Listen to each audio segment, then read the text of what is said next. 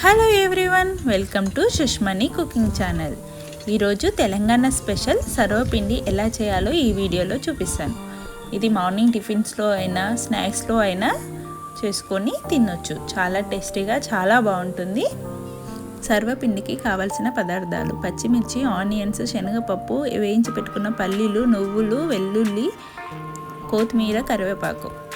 ఒక మిక్సీ గిన్నె తీసుకొని అందులో 5-6 పచ్చిమిరపకాయలు, 5-6 వెల్లుల్లి పొట్టు తీసి పెట్టుకున్న వెల్లుల్లి రెబ్బలు వేసుకోండి.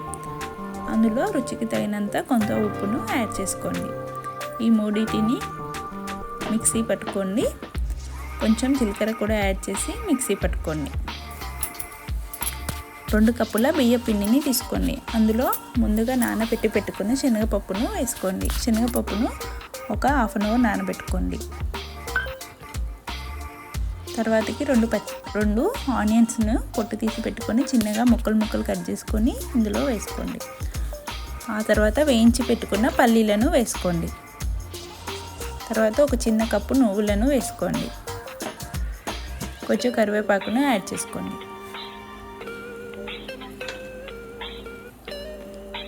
కొంచెం జీలకర్రను యాడ్ చేసుకోండి. కొత్తిమీరను యాడ్ చేసుకోండి. మనం ముందు మిక్స్ చేసి పెట్టుకున్న పచ్చిమిర్చి పేస్టును వేసుకోండి.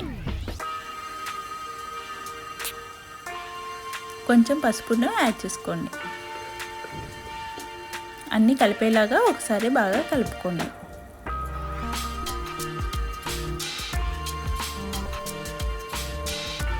ఇలా అంతా కలిపేలాగా ఉప్పు కారాలు అంతా కలిసేలాగా ఒకసారి కలుపుకోండి. కలుపుకున్న తర్వాత కొన్ని వాటర్ వేసుకుంటూ ముద్దలాగా కలుపుతూ ఉండండి. రుచికి తగినంత ఉప్పును కూడా యాడ్ చేసుకోండి. కొంచెం వాటర్ వేసుకుంటూ బాగా కలుపుకోండి. ఈ సర్వపిండి చాలా టేస్టీగా చాలా బాగుంటుంది. పిల్లలైనా చాలా బాగా తింటారు. తెలంగాణలో ఇది చాలా స్పెషల్ వంటకం. చాలా ఇష్టంగా తింటారు అందరూ. చాలా హెల్దీ వంటకం కూడా ఇది. ఇందులో సోరకాయ తురుమును కూడా ఉంటే సోరకాయను కూడా తురిమి ఇందులో వేసుకొని కలుపుకొని సర్వపిండి చేసుకోవచ్చు. అలా చేసుకున్నా చాలా టేస్టీగా చాలా బాగుంటుంది. ఈ విధంగా బాగా కలుపుకోవాలి పిండిని. బాగా కలుపుకున్న పిండిని చిన్న ముద్దలాగా తీసుకొని మనం సర్వపిండి చేసుకోవాలి. ఫస్ట్ ఒక బాండీలో ఆయిల్ తీసుకొని మనం ఇలా వీడియోలో చూపించినట్టుగా ఇలా ముద్దగా చేసుకొని రౌండ్గా చేసుకొని ఇలా వీడియోలో చూపించినట్టుగా మనం సర్వపిండి పెట్టుకోవాలి.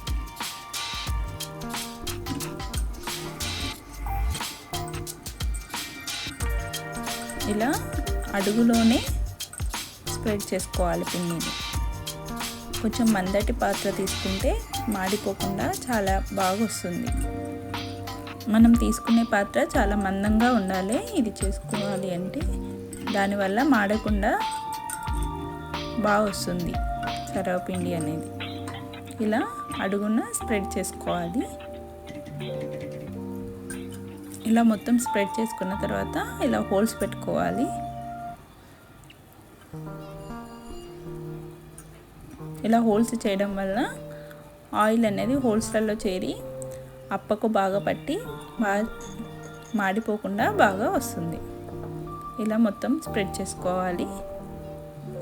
దానిపైన కొంచెం ఆయిల్ వేసుకొని ఆయిల్ ముక్కుడంతా అప్లై అయ్యేలాగా మొత్తం స్ప్రెడ్ చేసుకోవాలి. ఇలా నెమ్మదిగా చుట్టూ తిప్పుకుంటూ ఆయిల్ని స్ప్రెడ్ చేసుకోవాలి.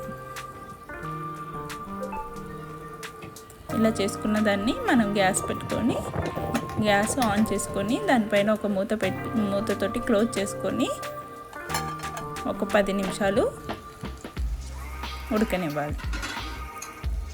ఇలా ఉడికాక వన్ సైడు మళ్ళీ సైడు తిప్పి ఇంకో సైడ్ కూడా కొంచెం సేపు కాల్చుకోవాలి.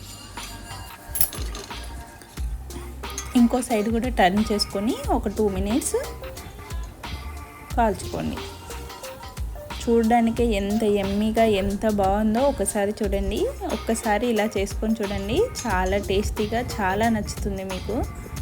చాలా బాగుంటుంది.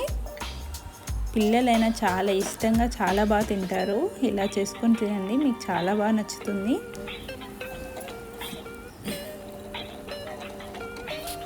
అంతే అండి, తెలంగాణ స్పెషల్ సర్వపిండి రెడీ అయిపోతుంది. ఈవినింగ్ టైంలో ఒక 10 నిమిషాలలో ఇలా చేసుకొని తినండి. స్నాక్స్ లాగా పిల్లలు చాలా బాగా తింటారు.